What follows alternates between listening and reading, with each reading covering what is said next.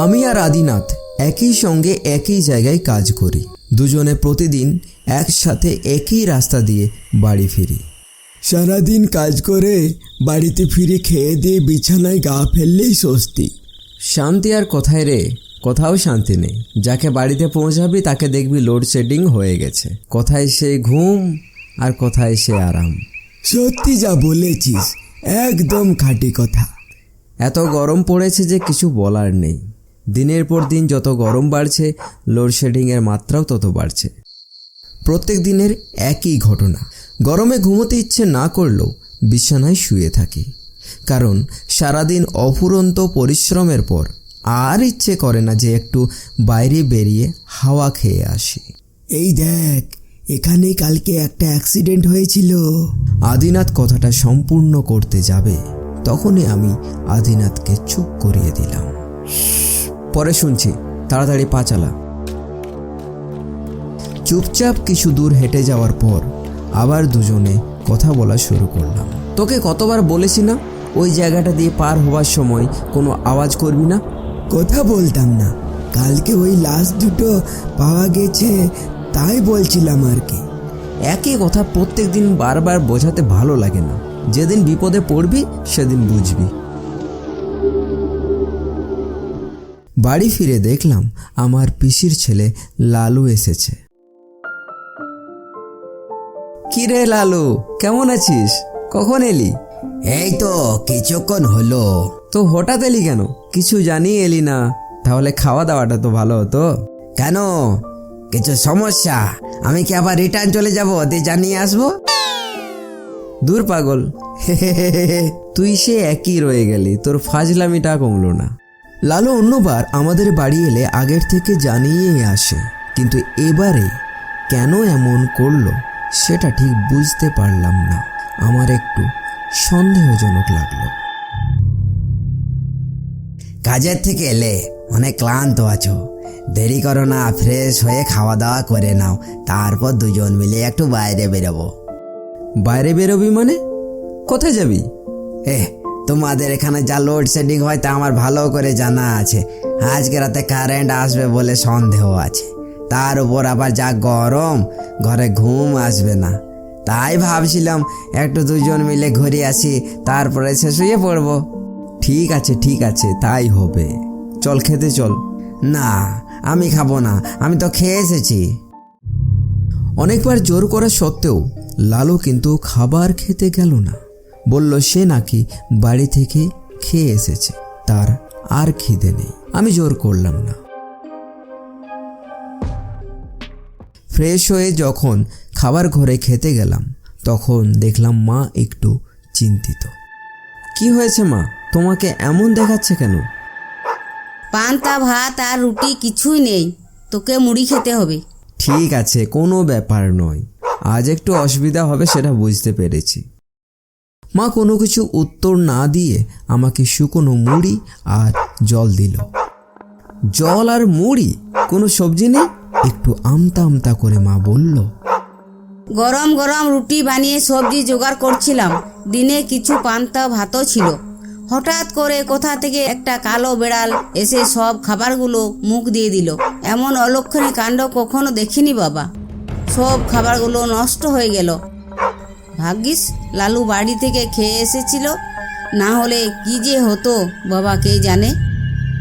ও ঠিক আছে, চিন্তা করো না, যা হবার হয়ে গেছে।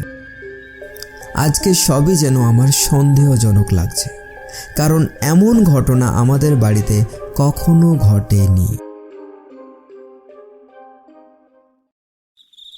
এরপর খাবার দাবার খেয়ে দু ভাই মিলে গায়ে হাওয়া লাগাতে বেরিয়ে পড়লাম। এখন বাজে প্রায় রাত 10টা।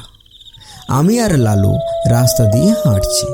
মাথার ওপরে সেই চাঁদ, রাস্তার চারিপাশে সারি সারি গাছ আর ঝোপ জঙ্গল। কোথাও ফাঁকা মাঠ দিয়ে দূরের দিগন্ত রেখা দেখা যাচ্ছে, আর কোথাও বা ধান শূন্য ক্ষেত। কিছু দূরে যাওয়ার পর লালু বলল, এ দাদা, ছোট থেকে শুনে আসছি বটতলার মাঠের ধারে ভূত আছে, তো চলো আজ সে ভূতকে দেখিয়ে আসি। রাতের বেলায় বেরিয়ে এসব কি বলছিস? পাগল টাগল হলি নাকি? ভয় পেয়ে গেলে নাকি দাদা? আরে আমি তো ইয়ার কি মারছিলাম। চল চল, অনেকক্ষণ বাইরে থাকা হয়েছে, এবার বাড়ি চল। বাইরে কেউ কোথাও নেই, শুধু তুই আর আমি কেমন পাগলের মতো ঘুরতে চলে এসেছি। আরে একটু থাকো না দাদা, কিছু হবে না। না না, মা আবার চেঁচাবে। চল চল, তাড়াতাড়ি চল। কি গো দাদা, তুমি ভূতে এত ভয় পাও? ভূতকে না দেখেই যদি এত ভয় পাও, তাহলে দেখলে কত ভয় পাবে। এই কি যা তা বকছিস? আচ্ছা, যদি আমি ভূত হই তাহলেও কি তুমি ভয় পাবে? এই তুই আজে বাজে বকবি না বাড়ি যাবি? আর যদি থাকবি একা থাক, আমি চলে যাচ্ছি। লালু একের পর এক আজে বাজে কথা বলেই চলেছে। ভূতের নিয়ে এত কথা বলছে যেন ভূতের ভক্ত হয়ে গেছে। যে ছেলেটা এক সময় ভূতের নাম শুনলে কাঁদত, আজকে সেই ছেলেটা বাইরে বেরিয়ে ভূতের নিয়ে এত চর্চা করছে যা ভাবতেই অবাক লাগছে। ছেলেটা একটার পর একটা নতুন সন্দেহ আমার মনের মধ্যে ভরে দিচ্ছে। কী যে ঘটছে আমি কিছুই বুঝতে পারছি না। এরপর আবার আমি যখন লালুকে বললাম, তুই কি আমার সাথে যাবি নাকি আমি চলে যাব? দাঁড়াও, আমিও তোমার সাথে যাব। তার আগে আমি একটু হালকা হয়ে আসি। আধ ঘন্টা হয়ে গেছে, লালু কিন্তু এখনো ফেরেনি। আমি ওর জন্য অপেক্ষা করছি। কয়েকবার হাঁক দিলাম, তবুও কিন্তু লালুর সাড়া পেলাম না। লালু রে, লালু, লালু রে, তোর হলো রে? এরপর আমি একটু একটু করে সেই দিকে গেলাম যেদিকে লালু গেছে। যতই এগোচ্ছি ততই আবহাওয়া কেমন যেন বদলে যাচ্ছে। এত গরমেও আবহাওয়া যেন শীতের মতো ঠান্ডা হয়ে যাচ্ছে। কিছুটা এগিয়ে শুনতে পেলাম কেউ যেন কিছু খাচ্ছে, মনে হচ্ছে যেন কেউ মাংস খাচ্ছে। আরও কয়েক পা এগোতে দেখলাম জঙ্গলের মধ্যে একটা গাছের নিচে কেউ যেন দু হাত ধরে কিছু একটা ধরে আছে আর মুখ দিয়ে ছিঁড়ে ছিঁড়ে টানছে। আমি আস্তে আস্তে এগোচ্ছি, মনের ভয় আছে, তবুও কিন্তু আমি এগোচ্ছি। হঠাৎ করে আমার পা পড়ল একটা শুকনো প্লাস্টিকের উপরে, আর তখনই প্লাস্টিকটা মচমচ করে উঠল।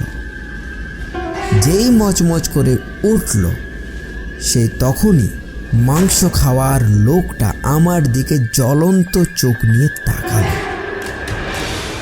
তার মুখ দেখা মাত্রই আমি জ্ঞান হারালাম।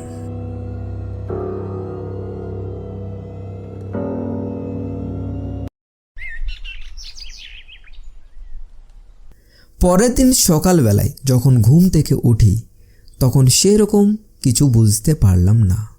অন্য দিনের মতোই সাধারণভাবে উঠে ফ্রেশ হলাম। সন্ধেবেলায় আবার যখন আমরা দুই বন্ধু কাজ থেকে ফিরছি, তখন দেখলাম রাস্তার ধারে সেই জায়গাতে একটা কালো বেড়ালকে কেউ নির্মমভাবে হত্যা করে ফেলে দিয়ে গেছে। আমরা দুজনে দেখে অনেক কষ্ট পেলাম। ঘটনাটা আমাদের দুজনকে বেশ চিন্তায় ফেলে দিল। একটা কালো বেড়াল যাকে প্রত্যেকেই খুব ভয় পায়, সেই বেড়ালকে কে মারলো, তাও আবার এমনভাবে? অন্য প্রাণীরা যদি মেরে থাকে তাহলে সে তো খাবার উপক্রম করেই মারবে, কিন্তু এই ঘটনাটা একটু ব্যতিক্রম। খাবার জন্য নয়, প্রতিশোধ নেওয়া হয়েছে মনে হচ্ছে। দুজনেই তাড়াতাড়ি পা চালিয়ে যে যার নিজের বাড়ি চলে গেলাম। বাড়ি এসে দেখি পিসির ছেলে বিছানায় শুয়ে গভীর ঘুমে আচ্ছন্ন। এরপর সোজা আমি রান্নাঘরে মায়ের কাছে চলে যাই। আজকেও মা কালকের মতো মুখের ভাবখানি কেমন দুঃখী দুঃখী করে বসে আছে। কি হয়েছে মা?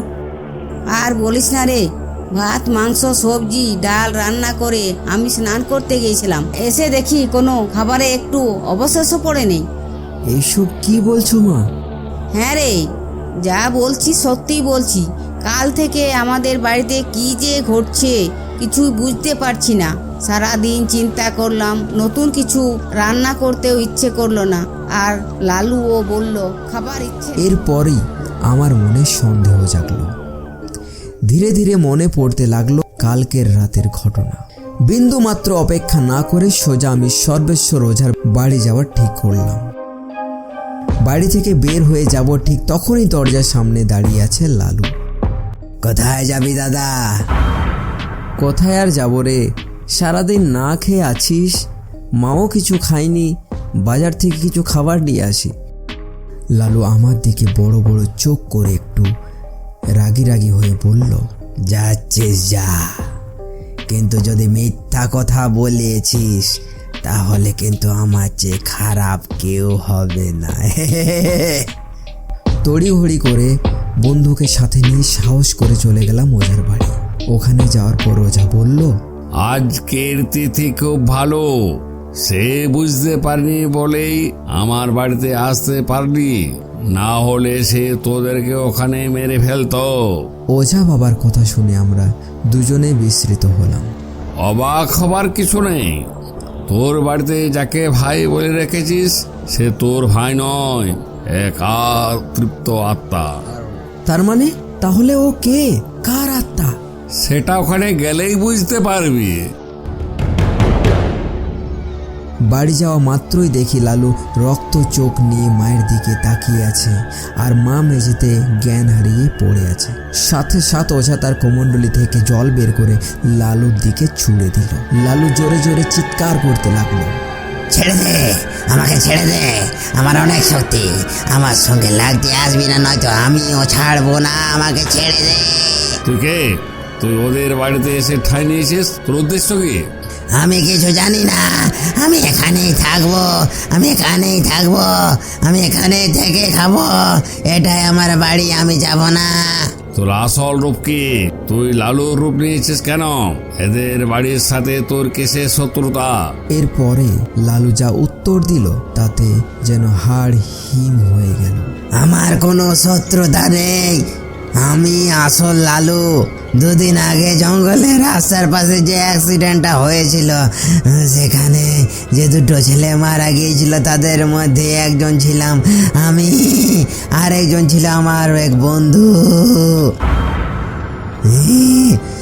মামার বাড়ির পাশেই মারা গেলাম, তবু মামার বাড়ির কেউই আমার খোঁজ নিল না। সেই খোঁজ আমার বাড়িতেও পৌঁছালো না। এখনো আমার বাড়িতে কেউ জানে না যে আমি এই দুনিয়াতে আর নেই। এই জন্যে আমি এখানে এসে ঢুকে আছি।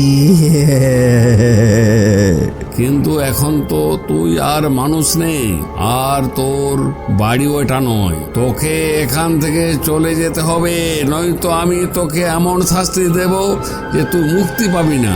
কি চাস, মুক্তি না থাকতে? মুক্তি চাই, মুক্তি। তাহলে যা, এখান থেকে নিজের থেকেই চলে যা, না হলে তুই মুক্তি পাবি না। যদি নিজের থেকে চলে যাস তাহলে তোর বাড়িতে খবর দিয়ে দেব, আর তোর মুক্তির জন্য সমস্ত ব্যবস্থা করে দেব। ওঝার উত্তর শুনে লালু হাওয়াতে মিলিয়ে গেল। তারপর পিসির বাড়িতে লালুর মৃত্যুর খবর পাঠানো হয় এবং লালুর আত্মার শান্তি কামনা করে। সময়ে অসময়ে প্রিয়জনেরা যদি পাশে না থাকে তাহলে তারা প্রিয়জন নয়, তারা প্রিয়জন। আরও ভয়ঙ্কর মজার গল্প শুনতে ও দেখতে হলে আমাদের চ্যানেলটি সাবস্ক্রাইব করে রাখুন।